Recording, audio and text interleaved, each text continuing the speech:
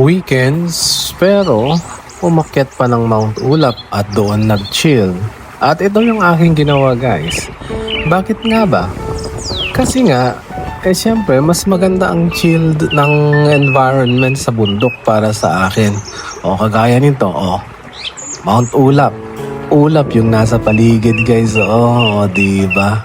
Ang saya. Diba? Ang lamig.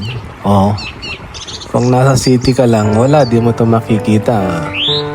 Maingay ang city, maraming sasakyan, mausok. Dito ang usok, ulap guys, diba? Ang linis ng hangin, hindi maingay, diba? Walang traffic. San ka pa? Bakit nga ba hindi ko akyatin ng ganito kagandang bundok kung, diba? Kahit weekends guys, eto na ang aking pahinga.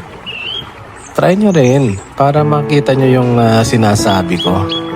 Tara guys, ayain na ang buong barkada. Umakyat na ng Mount Ulap. Iba pang mga mountains natin guys. Ang dami naman nating mountains, di ba?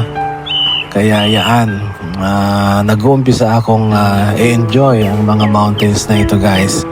At so far, mga 10 pa lang yung aking nakyat pero super enjoy na ako guys.